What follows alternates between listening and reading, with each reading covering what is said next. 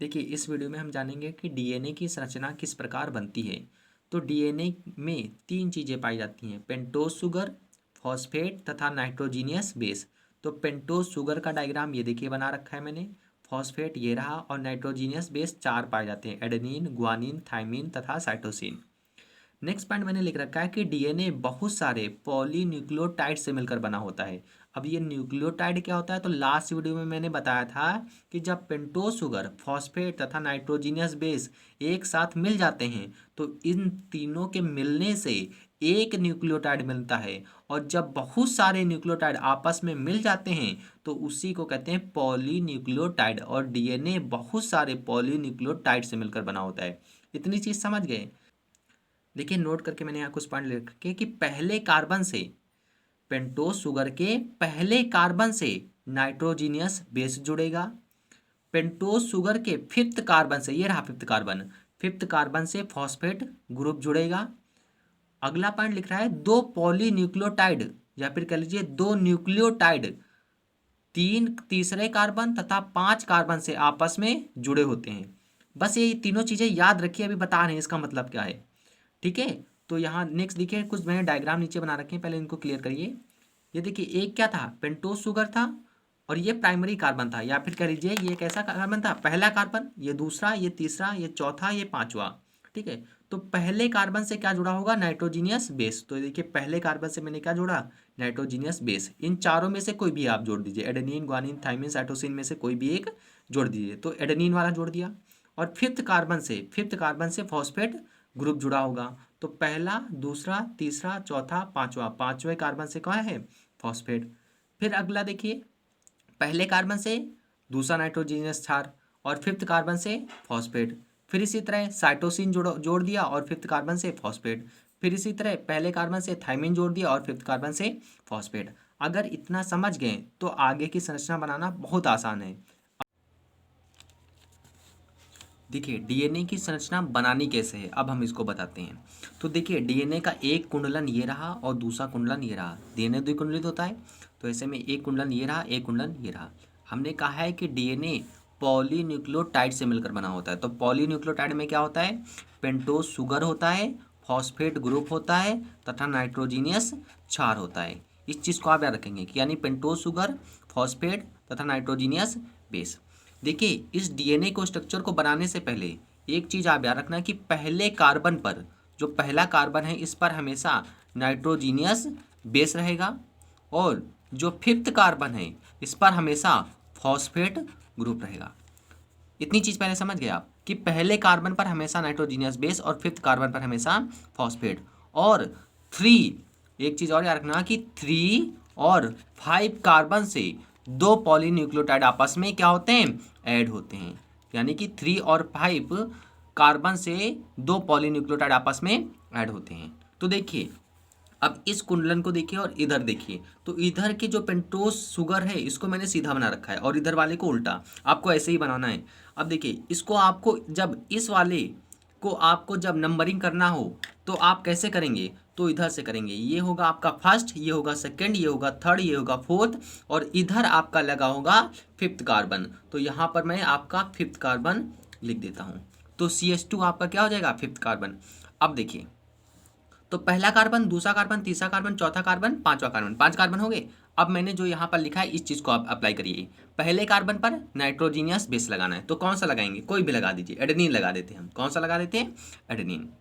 तो अब पहले पर हो गया, दूसरे पर कुछ नहीं करना है, तीसरे पर कुछ नहीं करना है, चौथे पर कुछ नहीं करना है, पांचवें कार्बन पर क्या करना है आपको, पांचवें कार्बन पर फॉस्फेट लगाना है। तो पांचवें कार्बन पर हम फॉस्फेट लगा देते हैं। ठीक है, तो पांचवें कार्बन पर क्या हो गया, फॉस्फेट। अब देखिए नेक्स्ट मैंने लिखा है कि थर्ड कार्बन और फिफ्थ कार्बन आपस में जोड़ते हैं। तो पहले ये एक पॉलीन्यूक्लियोटाइड हो गया, अब ये वाला पॉलीन्यूक्लियोटाइड बनाते हैं, बाद में हम जोड़ने का काम करते हैं। तो पहले पर इधर एडेनिन जोड़ दिया तो इधर हम थाइमिन जोड़ देंगे। ठीक है, और फिफ्थ कार्बन पर यानी कि ये रहा फिफ्थ कार्बन आपका CH2, ये हमारा फिफ्थ कार्बन हो गया और इससे हम क्या जोड़ देंगे, फॉस्फेट जोड़ देंगे। क्या जोड़ देंगे, फॉस्फेट जोड़ देंगे। आप एक चीज गौर करिए, इधर का थर्ड कार्बन और इधर का फिफ्थ कार्बन, इधर का ये थर्ड कार्बन, इस पॉलीन्यूक्लियोटाइड का ये थर्ड कार्बन और इस पॉलीन्यूक्लियोटाइड का फिफ्थ कार्बन, पहला, दूसरा, तीसरा, चौथा, पांचवा। तो यही तो मैंने थर्ड पॉइंट, ये पॉइंट लिख रखा है कि थर्ड कार्बन और फिफ्थ कार्बन से आपस में दो पॉलीन्यूक्लियोटाइड जुड़ते हैं। तो ऊपर वाला पॉलीन्यूक्लियोटाइड नीचे वाले पॉलीन्यूक्लियोटाइड किस कार्बन से जुड़ा है? फिफ्थ कार्बन से। समझ गए ना? अब जहां पर ऊपर बच गया उस जगह H लगा दीजिए, यहाँ पर H लगा दीजिए, यहाँ H, यहाँ H, यहाँ H, यहाँ H।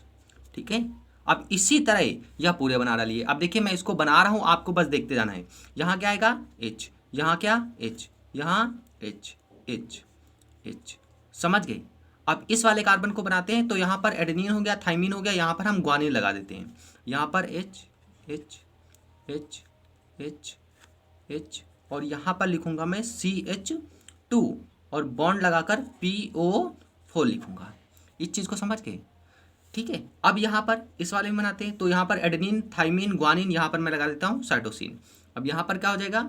H, H, H, H, यहाँ पर H, यहाँ पर क्या होगा? CH2 और ऊपर क्या लगेगा? PO4। तो थर्ड कार्बन और फिफ्थ कार्बन से आपस में जुड़ गए। ठीक है, अब यहाँ पर देखिए थर्ड कार्बन पर क्या लगा होगा? लास्ट में देखिए, ये श्रृंखला मैंने 4 ही बनाई है, बहुत लंबी होती है, लेकिन लास्ट में क्या लगा होगा? कहीं ना कहीं OH लगा होगा। तो जिस कार्बन स्टार्टिंग पर फिफ्थ कार्बन पर PO4 लगा होगा, तो ये समझ जाना ये कौन सा डैश है सिरा? 5 डैश सिरा है। और जहां लास्ट में OH लगा हो उसे समझ जाना ये कौन सा सिरा है DNA का? 3 सिरा है। तो यानी कि ये 5 डैश से 3 डैश वाला सिरा मैंने यहाँ पर बना रखा है।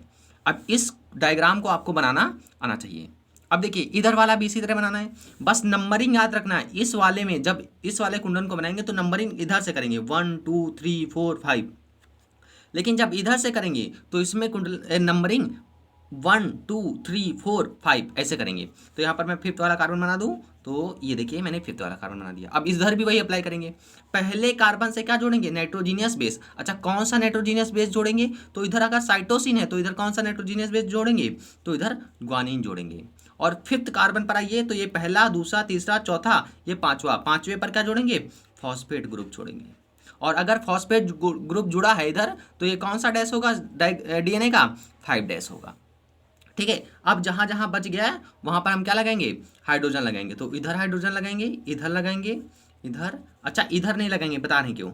ये इधर हाइड्रोजन, इधर हाइड्रोजन। अरे थर्ड वाला फिफ्थ वाले कार्बन से जुड़ेगा ना, तो आइए इधर देखते हैं। तो ये वाला पहला कार्बन, दूसरा, तीसरा, चौथा, इधर क्या आएगा? पांचवा। तो हम पांचवा वाला भी बना दें, तो CH2। ठीक है, तो पहले कार्बन पर हमें क्या जोड़ना है? Nitrogenous base. अगर इधर ग्वानिन है तो इधर क्या आएगा? साइटोसिन। तो इधर हम साइटोसिन जोड़ देते हैं। ठीक है, अब साइटोसिन जोड़ दिया तो यहाँ बाकी जगह हम हाइड्रोजन जोड़ दिए, हाइड्रोजन जोड़ दिया। ठीक है, अब यहाँ पर फिफ्थ वाले कार्बन पर हमें क्या जोड़ना है? फिफ्थ वाले कार्बन पर फॉस्फेट। तो फिफ्थ वाले कार्बन पर हम क्या जोड़ देते हैं? फॉस्फेट। अब देखिए ये दोनों आपस में जुड़ जाएंगे, ये फिफ्थ वाला कार्बन, ये थर्ड वाला कार्बन। तो फिफ्थ और कार्बन और 3 कार्बन से आपस में 2 पॉलीन्यूक्लियोटाइड जुड़ते हैं। अब देखिए ऊपर वाले में भी मैं बना रहा हूँ, अब आप इसको अपने मन से बना सकते हैं। CH2, यहाँ क्या आएगा? PO4। अब ये दोनों आपस में जुड़ जाएंगे। यहाँ पर क्या आएगा? यहाँ पर हाइड्रोजन, इधर थाइमिन है तो इधर कौन सा नाइट्रोजन है? 4, एडेनिन। यहाँ हाइड्रोजन, यहाँ हाइड्रोजन, यहाँ क्या आएगा? यहाँ पर आपका हाइड्रोजन आएगा।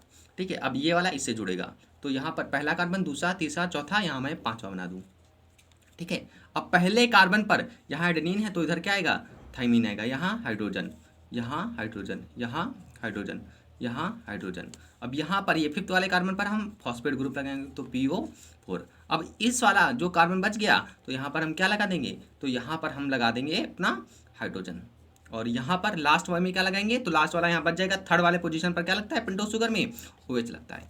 तो अगर इधर लास्ट में 5 डैश सिरे पर PO4 रहता है और थर्ड डैश सिरे पर क्या रहता है? हाइड्रोजन रहता है। तो ये DNA का कौन सा डैश हो गया? 3 डैश। और यही डायग्राम होता है DNA के दोनों कुंडलन का, एक ये कुंडलन, एक ये कुंडलन। अब क्या होते हैं कि A और T के बीच में डबल बॉन्ड लग जाता है और T और A के बीच में डबल बॉन्ड। तो A और T के बीच में डबल बॉन्ड लगा दीजिए, T और A के बीच में डबल बॉन्ड, G और C के बीच में ट्रिपल बॉन्ड, और C और G के बीच में ट्रिपल बॉन्ड। इन बॉन्ड को कहते हैं वीक हाइड्रोजन बंध, यानी कि हाइड्रोजन बॉन्ड होते हैं ये। ठीक है, तो DNA की देखिए 2 श्रृंखलाएं बनकर तैयार हो गई। वैसे इतने पॉलीन्यूक्लियोटाइड नहीं होते, बहुत सारे होते हैं। ये तो मैंने यहाँ सिर्फ 4 बना रखे हैं, 1 2 3 4, इसमें 4, इसमें 4, लेकिन होते कितने हैं? बहुत सारे होते हैं। तो आपको कुछ ये चीज़ें याद रखनी है और उसके सहायता से आप ये पूरा डायग्राम बना सकते हैं। अगर आपको समझ में नहीं आया तो फिर से वीडियो देखिए, आपको पक्का समझ में आएगा।